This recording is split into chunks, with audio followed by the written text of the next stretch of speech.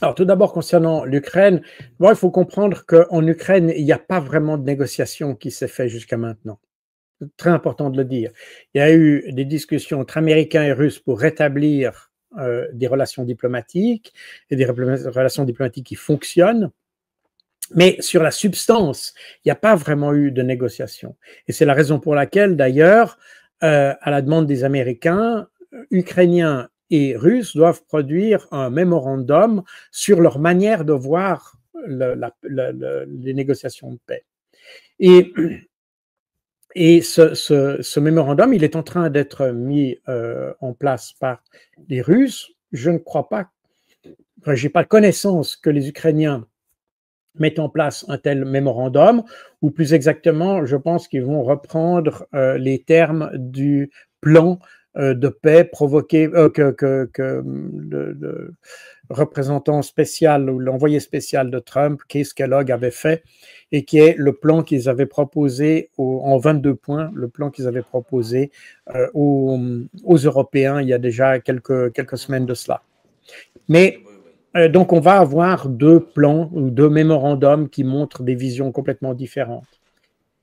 Le problème qui se pose actuellement, c'est que les Russes, eux, se rendent bien compte que la communication entre Ukrainiens, parce qu'en définitive, la négociation devra se faire entre Russes et Ukrainiens, point final.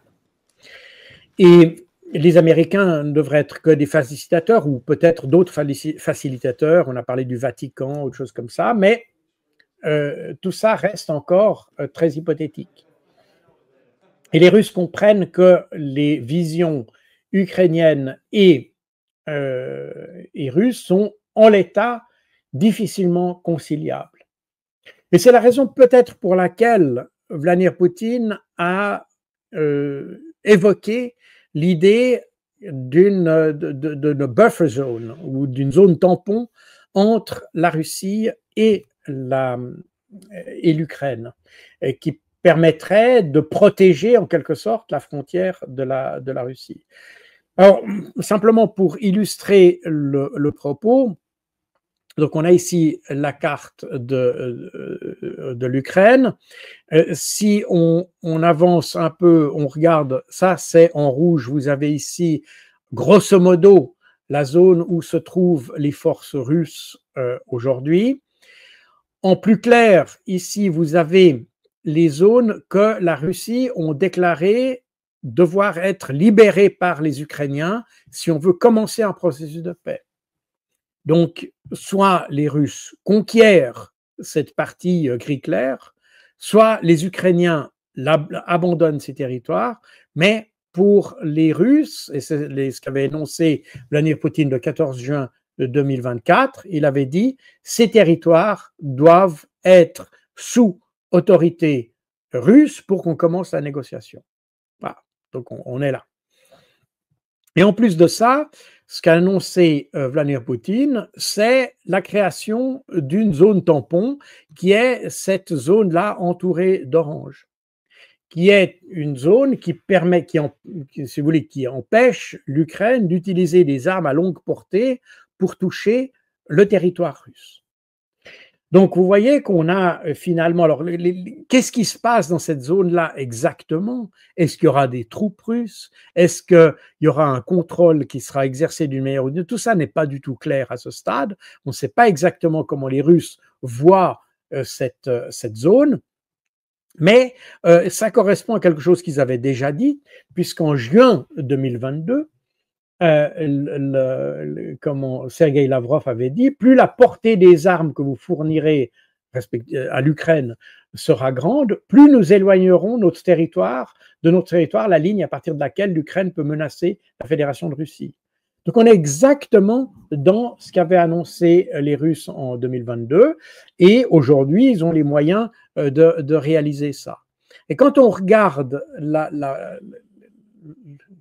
si on prend un peu plus de distance et qu'on regarde la politique qu'ont menée à la fois les Ukrainiens et les Russes, les Européens à propos de l'Ukraine, on s'aperçoit que, à mon avis, les Européens seraient bien inspirés d'inciter l'Ukraine à négocier. Parce que quand on regarde l'évolution, pardon, on va arriver ici, vous voyez que si l'Ukraine avait respecté les minorités en février 2014, c'est aujourd'hui l'apparence qu'elle aurait. Elle aurait encore la Crimée, elle aurait encore le Donbass. Le non-respect des accords de Minsk a abouti, ou si elle avait respecté les accords de Minsk, elle aurait peut-être, et pas respecté les minorités, donc sous-entendu, elle aurait peut-être quand même perdu la Crimée, puisque la Crimée résulte du non-respect des minorités. Et peut-être, en respectant les accords de Minsk, c'est la configuration qu'aurait l'Ukraine aujourd'hui. Si l'Ukraine avait accepté ou terminé les négociations à Gomel en février 2022, elle aurait peut-être perdu la portion des républiques du Donbass, de Lugansk et de Donetsk, mais grosso modo, elle aurait cette apparence-là, sans peut-être la partie rouge qui serait sous autorité russe. Si elle avait accepté, et si les Européens n'avaient pas incité les Ukrainiens à se retirer de la négociation que eux-mêmes avaient proposée en mars 2022 à Istanbul, c'est-à-dire avec la question des républiques du Donbass qui devait être encore négociée, la question de la Crimée également, d'ailleurs, aurait pu être discutée encore. Et l'Ukraine serait neutre, c'est-à-dire, grosso modo, elle aurait accepté de ne pas faire partie de l'OTAN et de ne pas avoir de troupes étrangères sur son territoire. Ça, ce serait l'aspect qu'on aurait aujourd'hui de l'Ukraine.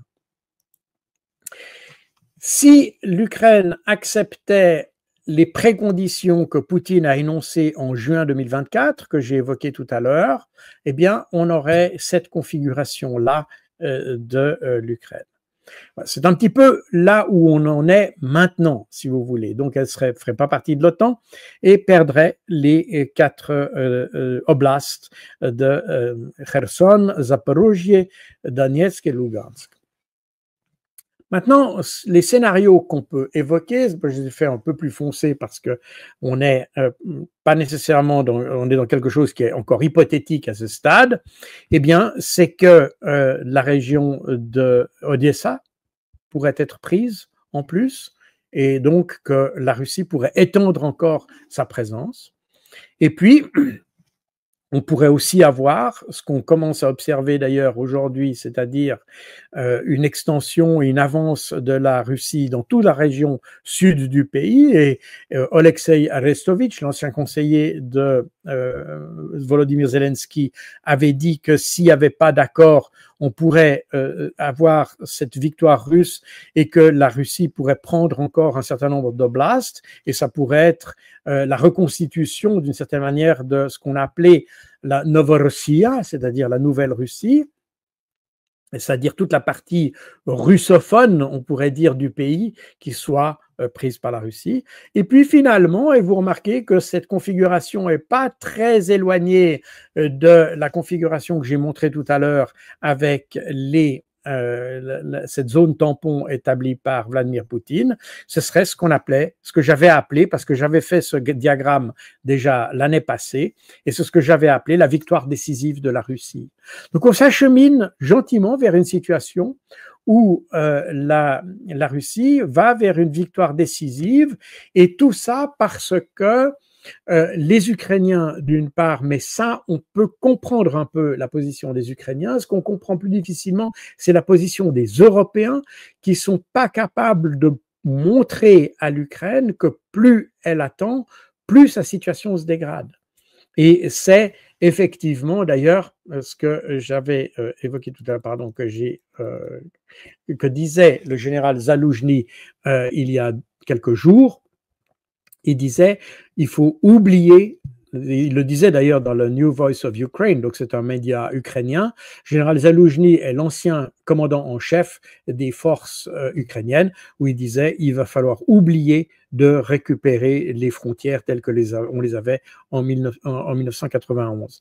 Donc, on voit que gentiment, les Ukrainiens ou certains Ukrainiens s'achemine vers un certain réalisme qui est lié au fait que, qu'on le veuille ou non, qu'on soit pour Vladimir Poutine, contre Vladimir Poutine, qu'on soit pour un tel, contre un tel, tout ça ne change rien au fait que l'armée russe est plus puissante que l'armée ukrainienne.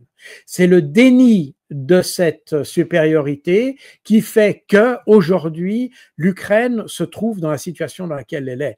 Et ce déni, il vient aujourd'hui essentiellement des Européens. Les Américains l'ont compris, c'est pour ça que Donald Trump essaye de pousser les Ukrainiens à avoir une négociation, mais jusqu'à maintenant, on n'a pas de négociation. Donc voilà un petit peu la situation actuelle et ce vers quoi on s'achemine.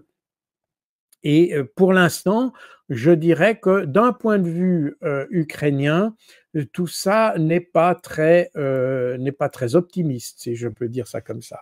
Mais ça, c'est grandement dû aux Occidentaux. Voilà. Maintenant, la deuxième question que vous m'avez posée concerne Netanyahou et l'attitude des Occidentaux. Alors, j'avais rappelé la fois passée, la fois précédente, si ma mémoire est bonne, j'avais rappelé le fait que Donald Trump avait essayé de marquer une certaine distance entre les États-Unis et Israël, n'avait pas visité Israël lors de sa récente visite en Arabie Saoudite et, de manière marquante d'ailleurs, a dissocié la demande saoudienne pour un soutien en matière d'énergie nucléaire, a dissocié ce dossier du dossier de la reconnaissance d'Israël. Et ça, je pense que c'est un élément majeur qui fait qu'aujourd'hui, Israël commence à comprendre que son attitude par rapport aux Palestiniens, eh bien, lui porte préjudice sur la scène internationale.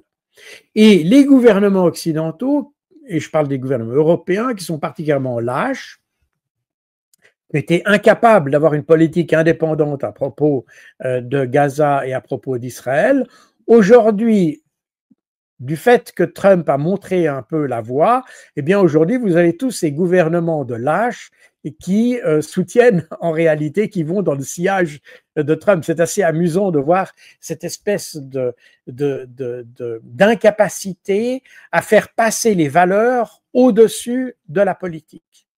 Et ça montre d'ailleurs que nos gouvernements ne fonctionnent pas en fonction de valeurs, ils fonctionnent simplement en fonction d'intérêts strictement politiques. Et on l'a très bien vu, d'ailleurs la Suisse est un exemple typique à ce propos. D'ailleurs, vous noterez qu'on a parlé de l'Ukraine, on parle de Gaza, personne ne parle de la Suisse dans les discussions de paix qui puissent se faire. On parle de l'Arabie Saoudite, on parle de la Turquie, on parle éventuellement du Vatican, mais personne ne mentionne la Suisse là-dedans. Tout simplement parce que la Suisse, qui autrefois avait le courage de ses opinions, avait le courage de faire valoir des valeurs, aujourd'hui, c'est un gouvernement servile, une administration des affaires étrangères servile, dominée par des gens qui ne comprennent pas les dossiers et qu'ils agissent. Et on le voit aussi bien sur le dossier ukrainien que sur le dossier de Gaza. C'est des gens qui n'ont pas le courage d'affronter la réalité. Eh bien, aujourd'hui, nous en payons le prix. Et Israël en payera le prix parce que au lieu d'avoir des gens qui conseillent un ami, on a de plus en plus, on s'achemine vers une situation de gens qui se détachent d'un ennemi. Vous voyez, autrefois, il y a quelques mois, on aurait pu conseiller Israël comme on conseille un ami. Et aujourd'hui, on ne peut plus conseiller un ami parce qu'on remarque bien que c'est un pays avec lequel il est dangereux d'être un ennemi, un ami. Et par conséquent, on parle maintenant non plus à Israël comme à un ami, mais on parle à Israël comme un ennemi. Et ça, c'est une tendance qui va s'accentuer et qui va montrer l'isolement grandissant d'Israël. Je pense que Netanyahou commence à le comprendre aujourd'hui. Évidemment, il l'a compris parce que son principal allié sont les États-Unis. Mais comme je l'ai expliqué aussi la fois passée, durant la guerre froide, Israël était l'outil, ou plutôt l'allié indispensable au Moyen-Orient, que la configuration du Moyen-Orient faisait que Israël était le bastion occidental au Moyen-Orient. Puis aujourd'hui, Israël n'a pas réalisé, mais ils ne sont pas si importants que ça. Finalement, aujourd'hui, au Moyen-Orient, les Saoudiens sont beaucoup plus importants, les pays arabes sont beaucoup plus importants, et aujourd'hui, il vaut mieux être allié avec les pays arabes qu'avec qu'avec Israël. Israël est un pays qui reçoit de l'argent, qui mendie pour survivre, alors que les autres pays sont ceux qui peuvent investir chez nous et qui veulent investir chez nous. Et c'est typiquement, d'ailleurs, rappelez-vous ce que Donald Trump a victorieusement annoncé, ces promesses d'investissement de plusieurs milliards par l'Arabie Saoudite. Israël ne peut pas offrir ça. C'est devenu un pays qui est plus un poids qu'une aide. Et plus ça avance, plus ce sera un poids politique, parce qu'être allié d'Israël, c'est finalement être allié avec quelqu'un qui ne respecte pas le droit international. Et ça, c'est le risque que j'avais déjà évoqué d'ailleurs dans mon livre, Déluge de l'Aqsa. Donc c'est un risque qui était parfaitement identifiable, que les dirigeants européens n'ont pas voulu identifier. Alors bon, moi, ça ne me dérange pas personnellement. Hein. Je trouve que cette évolution, on est dans la sélection naturelle et le processus darwinien est en train d'écarter Israël. Et c'est peut-être une bonne chose pour les Palestiniens, dans la mesure où Israël n'a pas la maturité nécessaire pour faire la part des choses et comprendre qu'ils ont un territoire qu'ils ont acquis d'ailleurs par la force, alors que ça n'était pas du tout l'intention des Nations Unies que de permettre ça, et qu'aujourd'hui, ils devront sans doute partager ce territoire, non pas dans les conditions qu'ils auraient pu choisir il y a quelques années, mais dans des conditions qui leur seront imposées aujourd'hui ou dans un futur proche, du moins je l'espère. Voilà. Ça n'est pas nouveau, et d'ailleurs, ce sont même les gens qui soutiennent Israël qui m'ont condamné comme complotiste déjà au départ. Donc, c'est pas nouveau. Le problème est que vous résolvez pas les problèmes en insultant les gens.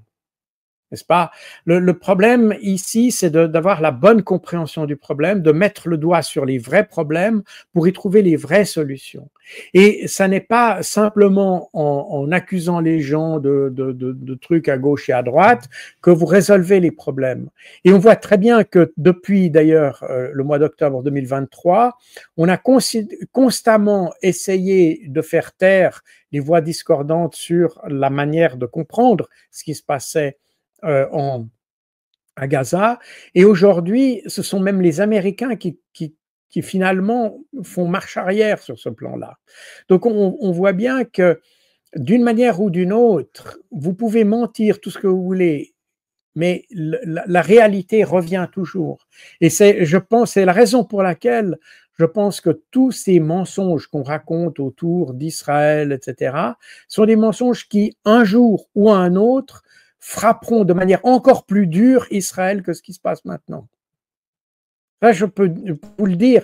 Un jour, les gens diront, on nous a menti de A jusqu'à Z. Et probablement, ceux qui se révolteront le plus seront les Juifs eux-mêmes. Et d'ailleurs, ça n'est pas un hasard si aujourd'hui, les paroles les plus virulentes contre Israël sont d'ailleurs des paroles de Juifs. Je parle notamment des États-Unis. En France, c'est pas tout à fait le cas. Mais aux États-Unis, les paroles les plus virulentes contre la politique israélienne sont des Juifs, n'est-ce pas? Parce qu'ils constatent que, et c'est d'ailleurs, je me rappelle quand j'habitais New York, le New York Times avait fait une étude sur pas le soutien, mais disons la sympathie, bon, on va appeler ça comme ça, la sympathie qu'avaient les jeunes juifs américains par rapport à Israël. Et le New York Times s'était aperçu que les jeunes juifs américains se distanciaient d'Israël parce qu'ils ne représentaient pas les valeurs qu'on se représentait aux États-Unis. N'est-ce pas? Les juifs américains voient qu'il y a un écart entre ce qui se passe en Israël et les valeurs qu'on prône aux États-Unis. Et ça fait qu'il y a une désaffection du principal soutien à Israël, qui sont évidemment les États-Unis et les Juifs américains, d'Israël, vis-à-vis d'Israël.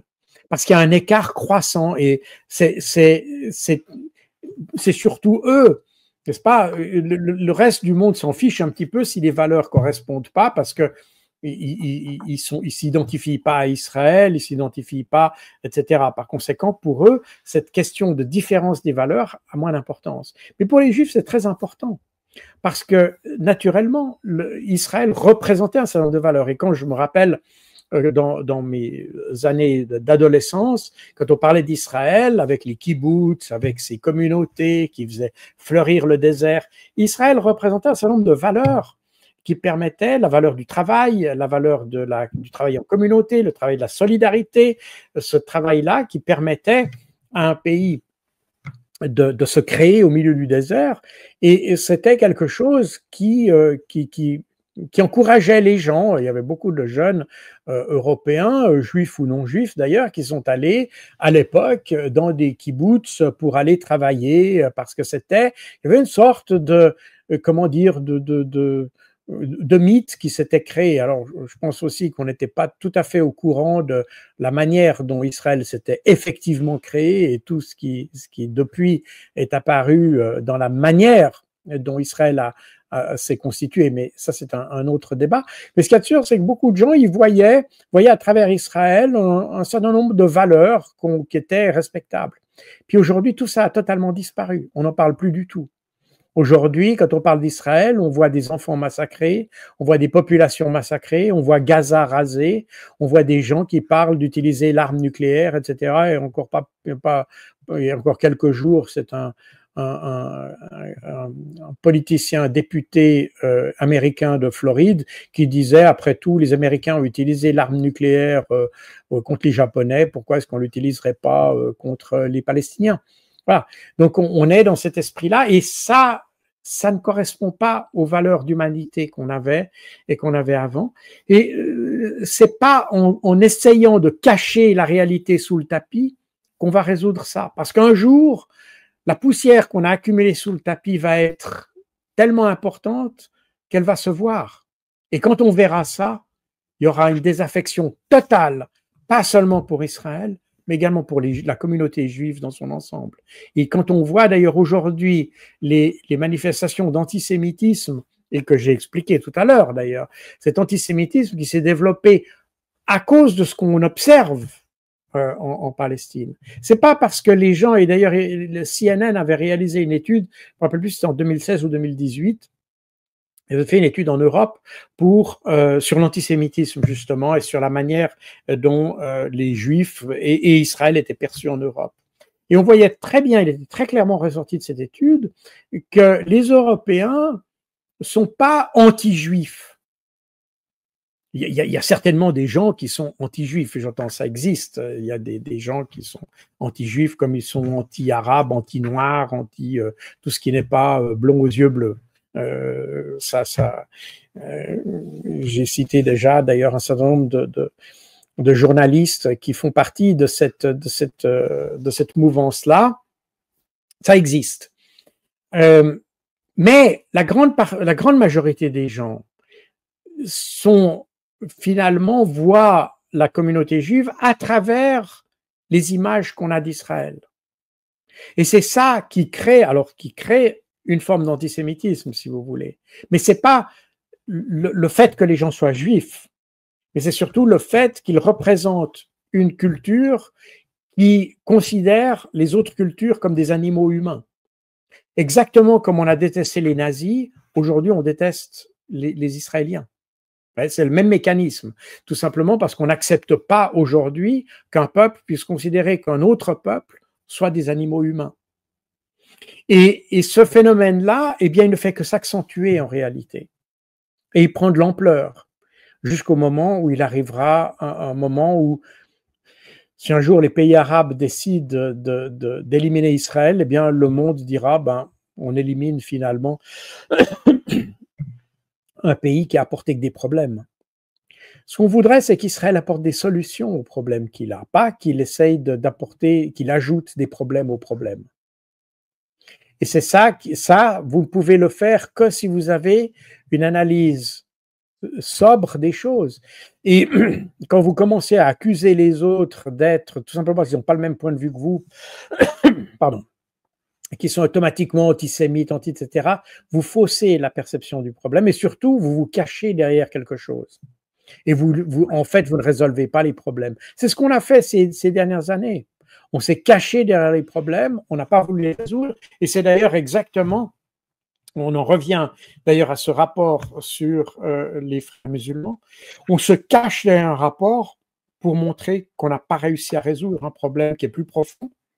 Et le fait d'avoir justement des sortes d'ennemis comme ça, les antisémites, les anti-machins, les anti-trucs, le fait d'avoir ces ennemis-là, en fait, nous empêche d'avoir une analyse plus profonde des problèmes. Et c'est exactement ce dont nous manquons aujourd'hui. C'est une approche plus profonde des problèmes. Et on a parlé de deux conflits aujourd'hui. L'Ukraine, c'est le même problème. C'est un problème d'un peuple qui refuse de reconnaître un autre peuple. Je vous rappelle que les Ukrainiens ne reconnaissent pas les Russes comme un peuple à part entière en Ukraine. Et par conséquent, il y a une loi qui le définit. Donc, ce n'est pas simplement une vue de l'esprit, il y a une loi qui le définit. Je vous rappelle, et peut-être je peux vous... C'est peut-être pas inintéressant de le rappeler ici, parce que... Voilà. Et vous l'avez ici.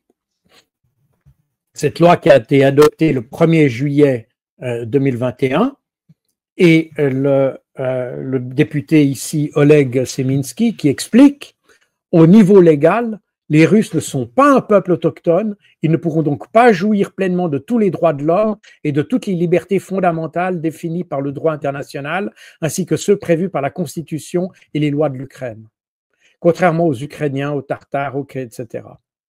Donc on voit bien que, de nouveau, on a ici une culture qui considère les Russes comme une culture inférieure. Et par conséquent, c'est exactement pour ça, c'est exactement la même chose qu'aujourd'hui, les Ukrainiens ont finalement créé les conditions pour le conflit qu'on a aujourd'hui. Et puis, c'est la raison pour laquelle, d'ailleurs, comme je l'ai déjà dit plusieurs fois, la Russie ne veut pas restituer les territoires qui ont été pris parce que ce serait remettre les citoyens russes de ces oblasts dans un système légal où ils sont considérés comme des êtres inférieurs. C'est la raison pour laquelle les Russes ne rendront pas ces territoires. Mais c'est exactement le même problème qu'on a en Palestine. Donc on a effectivement ces problèmes-là qui sont des problèmes que l'on pourrait éviter si on les identifiait correctement en Occident. Mais on n'a jamais voulu les identifier, nos diplomates n'ont jamais voulu faire ça, par conséquent, on se trouve avec une guerre, et on se trouvera aussi avec une guerre, et probablement une guerre plus importante en Israël.